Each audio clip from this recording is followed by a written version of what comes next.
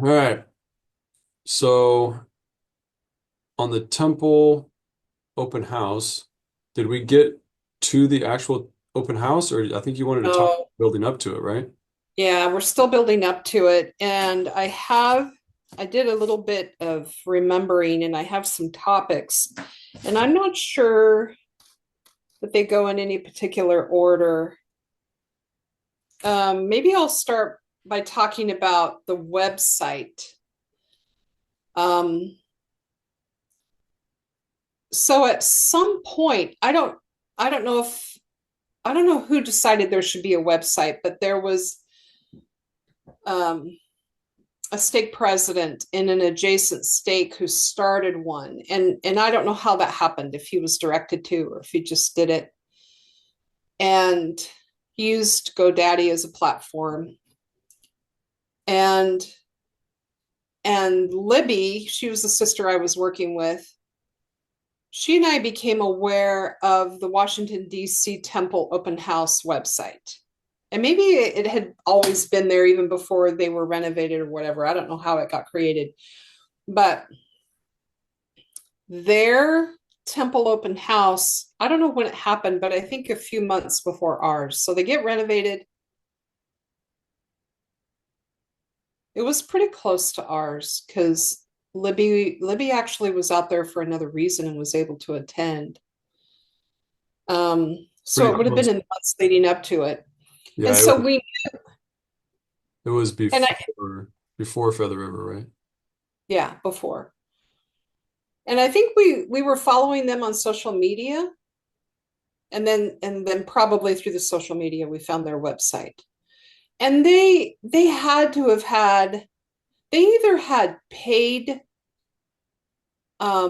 communication people, or they had really competent retired communication people, because their social media and their web page looked so good. And so and so we decided, okay, our we can essentially do the same thing with our website. And so if you compare the two, I'm guessing DC's is still up. I don't even know. But if you compare the two, they were very similar just because we copied what they had done. And so somehow we get into the website, and trying to get the website um, ready. And so this stake president, who's very techie, and Libby and I started working on it together, and we would have these phone call meetings. And essentially, by the time of the phone call meeting, I would have a list of edits for him to make. So I was kind of like the English teacher, looking at the spelling and the grammar and the wording. Libby was looking at the design, her focus is design. And then he was looking at the technical element. And both he and Libby were really focused on metrics with everything, with Facebook page, the Instagram page, the website. I never bothered to try to understand the metrics. Anyway, we would have these meetings, and we would get it each meeting we would get it closer and closer um, to what we all felt like it should look like. We were adding tabs. Um, and and when the open house ended, oh, okay, somewhere along the way, he gave me, maybe Libby, I can't remember, access to it, which was a huge thing for him to do because, he didn't want to give up control. I don't blame him. He's a lot more techie than I am. But that allowed us, for example, there was like a media history page, and there was a lot coming through, and we were meticulously listing every mention of the Feather River Temple. And then when the open house week, VIP week, there was just a flood of media coverage. And and by that time we had helpers, and they were just like, making sure they were all listed. Um, when it ended, I contacted the stake president that owned the page. And I said, let's take down everything that mentions the open house. Like, it would give the dates in this banner across the top. And I thought people are going to keep going to the page and they'll think, in 2024, they'll think it's coming up in August. And he never did change it. It just remained static. And then he finally removed me, so I no longer had access. The last time I checked, it was still there. If somebody found it, they would think there was going to be an open house this August. But and I that was like a loose end to me, and I hate loose ends.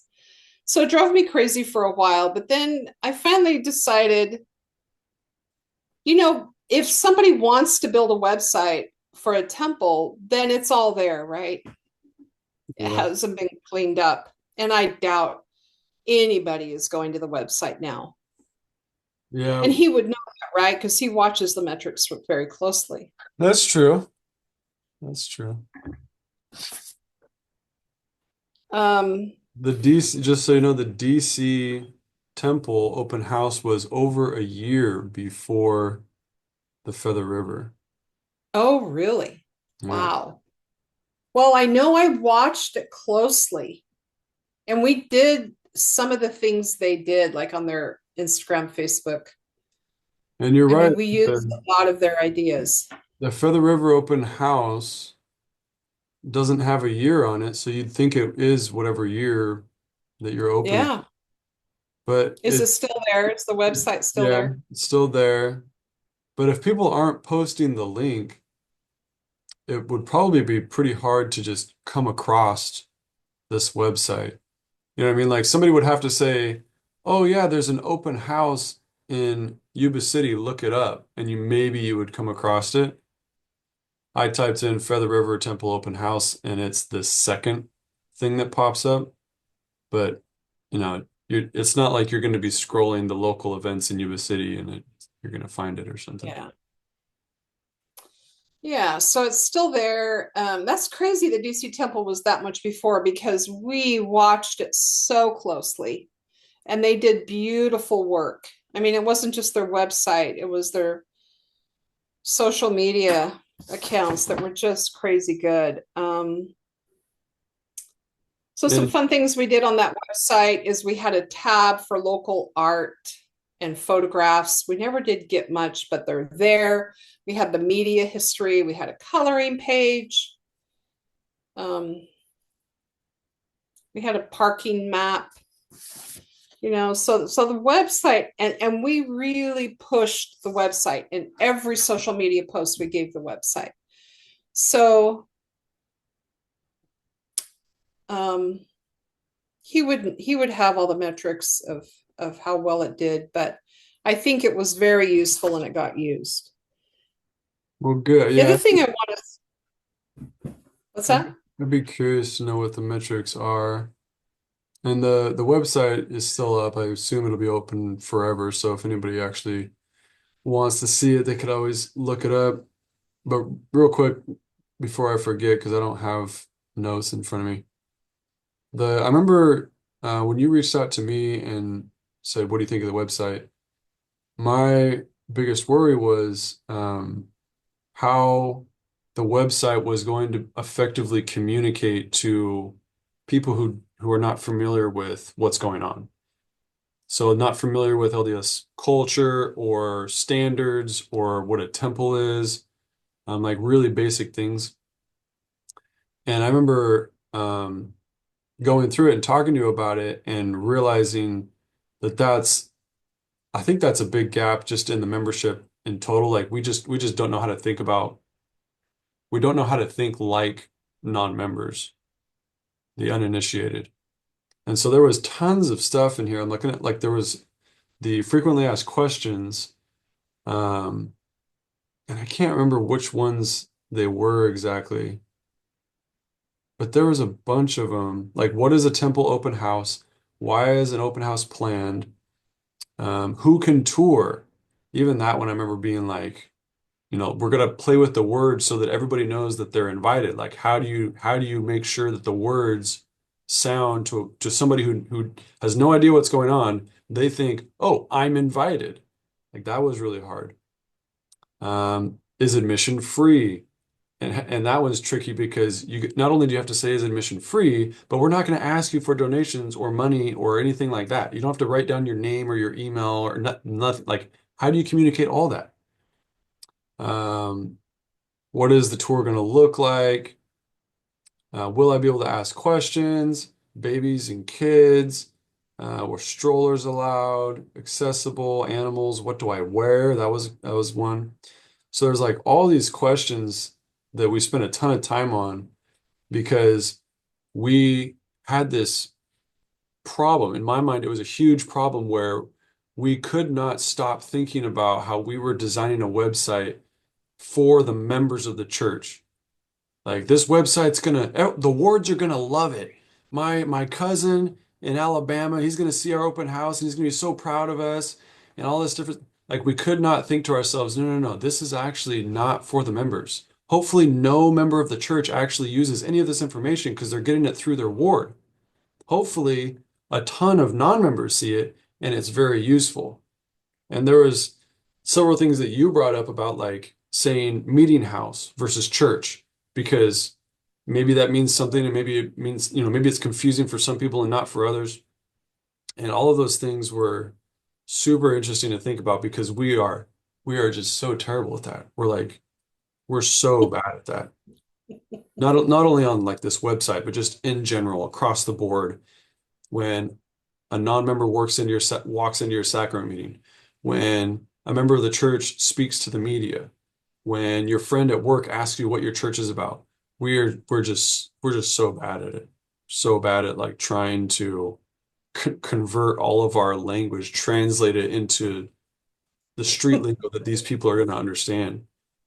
So, anyway, It is so hard. And I'll tell you something else about the FAQs because we worked and worked and worked on those. And I had totally forgotten that I sent the website out to you guys, um, to you and your brothers. And each one of you gave different feedback, and it was all such great feedback. Man, there is nothing like feedback to improve a product. And on the FAQs, we sent those out and worked, and even then, like for example, Mesa, Arizona, they must have had a website too, because I took their FAQs and used it as a template. And I went to that open house and they did not allow strollers. They had a little stroller corral, and they also didn't let you take your purse in. Like they had people sitting there at the exit of the parking lot, and if you had your purse, they were like, you can't take that. They'll give you a Ziploc bag, and whatever you can put in that Ziploc bag, that's what you can take. Okay, much bigger open house. They had concerns we didn't have. And so on the FAQs, I put in there, you won't be able to take your stroller in. There will be a stroller corral. Well, the Browns, who were the open house committee co-chairs, they shut that down real fast. One thing they did really well was remove anything that could be a roadblock, a hindrance, a mental block for somebody to say, oh, well, okay, I won't go. And if that's a mother and she's got a child and she can't take her stroller, yeah, it's pretty weak. We should have just bought 10 strollers and kept them in the temple and said, you leave your stroller here outside. As soon as you get through the doors, there's going to be another stroller. It's going to be white because that's what we do here. And it's going to be clean and you can use our stroller.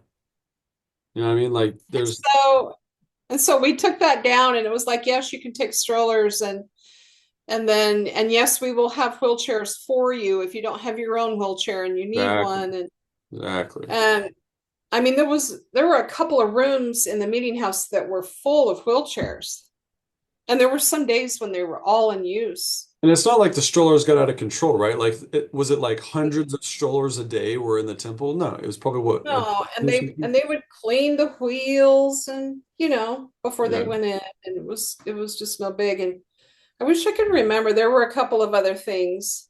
Oh, I know what it was. So they planned the youth day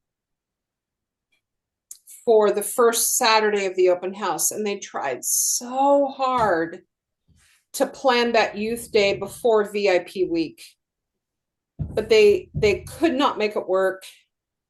And and so youth day was the first Saturday. And so when Josh was kind of making that happen and arranging everything around it and talking to us about it, he said,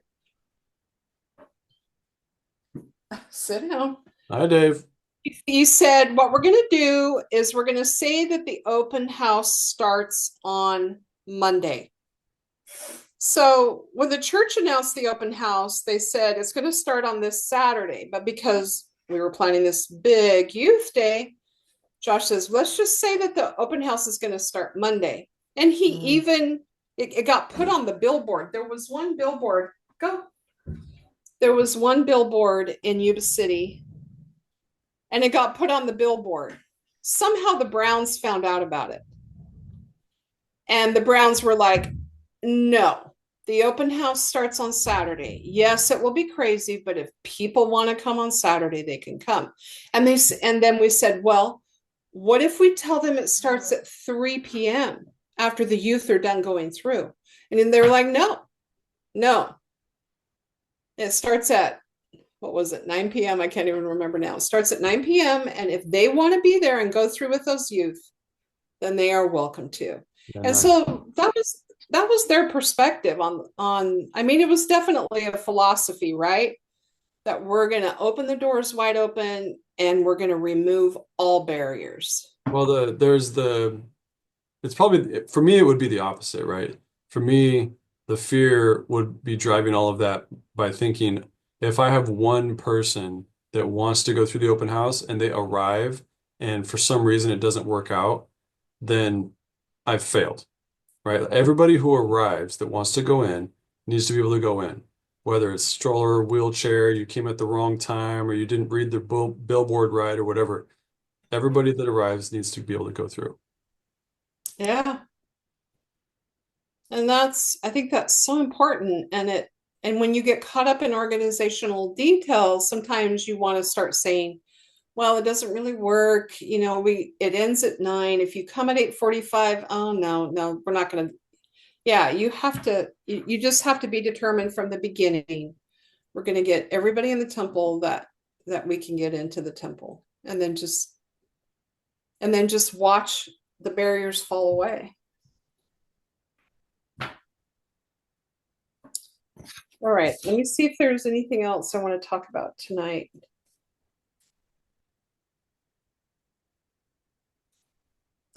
Um, let me just share one more thing. As soon as the rendering was released, I started inviting people, and these weren't like I'm calling people up or I'm texting them. I would just run into people. And I remember the first person I asked, I was in the hardware store and I saw a woman, a friend who I don't see very often just because our kids are grown and gone. And I said, we're building a temple in Yuba City and it'll take 2 or 3 years to finish it, but I would love to take you through and tour it when they do the open house. She's like, oh yeah. And so fortunately, I already had a habit of using the notes app on my phone at that point. And so I just started a note. People I have invited to the temple because I knew I would forget. Because it's years, right? Well, And hopefully it you takes would me to get forget. distracted. Hopefully you would invite so many people that you could not possibly remember them all.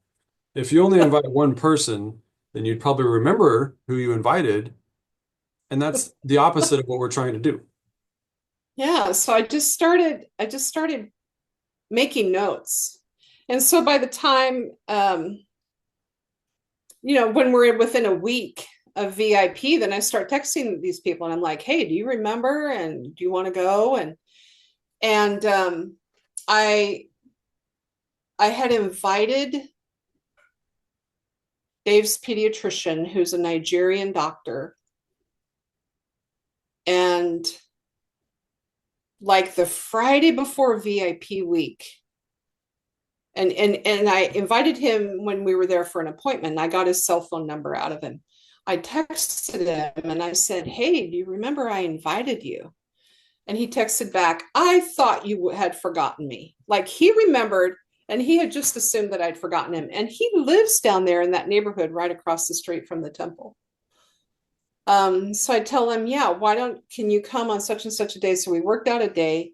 We went, and a member in Gridley, who's a doctor that he knows very well, ended up in the same tour group, VIP tour group, as he did.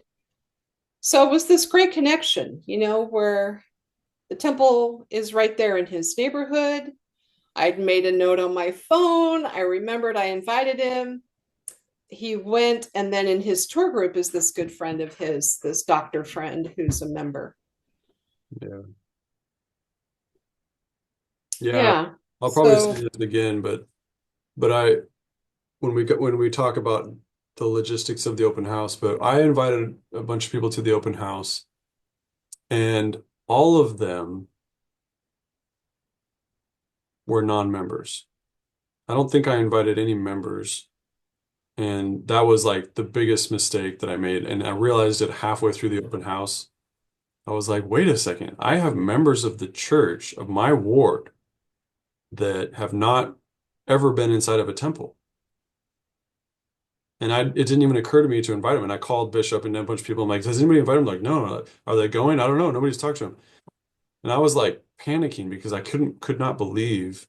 I mean, it was like 6 members of our ward that had never been in a temple, but they've been coming to church for years, and they just never, for whatever reason, never been in a temple.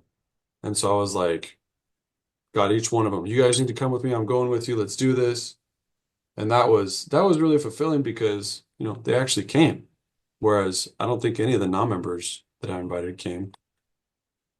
we need to maybe on the next, let me make a note of that.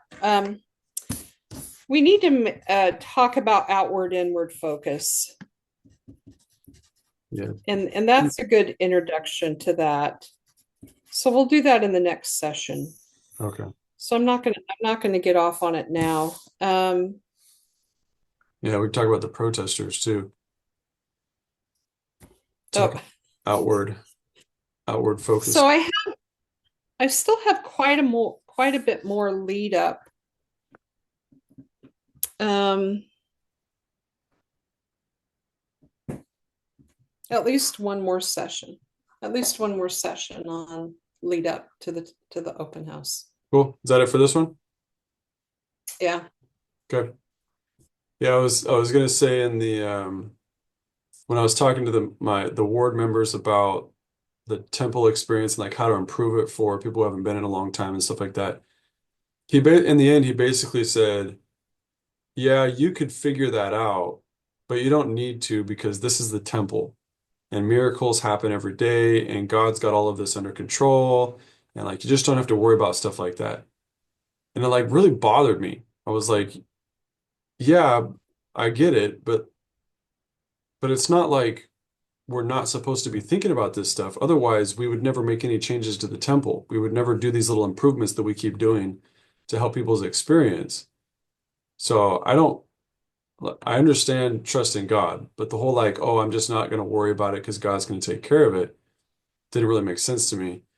And so I do hope that there is more, well, like I said in my example, where the temple president can stand up and be like, hey, this is what we can do. If this is something that you need, we can provide like a what do they call them? Escort. Even if it's not your first time, we can provide an escort, call us, we'll make arrangements. And I think that the open house is a better example of that than like the current operating temple, right? The open house says if you come to the open house We want to make sure we're doing everything we can do to get you in there and have a good experience. Even if it means we're going to go get an extra person to escort you, or we're going to get an extra wheelchair, or whatever the accommodation is. And the current operating temple could be doing the same thing. It could say, if you're worthy and you have a temple recommend, just come. We'll figure it out.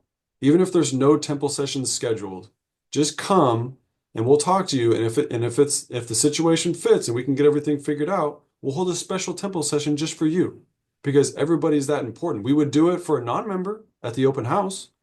We'd say, "Oh, sorry, we don't have a session booked for another 2 hours." And they go, I'm going driving through town. This is my only opportunity." Okay, I'll do a special tour just for you. We should do the same thing for the members. We'll do a special session just for you, and we'll figure everything out, get it all worked out so that you, the member of the church, don't have to worry about, stigma, discomfort, glares from other people, getting asked questions. Now, there's just so many examples of things that we could be doing that I think are possible, and we have a culture Would of make like, it friendlier, yeah, would friendlier, funner. would remove the barriers, would remove the barriers that people have, um, and so anyway, so there's things that we could do that I think we just don't think about because of habit. But as soon as you open that door, people are like, "Oh, we have the option to do this a little bit differently." Then people start coming up with creative solutions, and I think we could just do more of that for people that would like to be there. All We'll right, just call it the Browns philosophy. the Prince philosophy. I like it. Okay, I need to go catch up with one of my guys, so I will talk to you later. All right, thanks.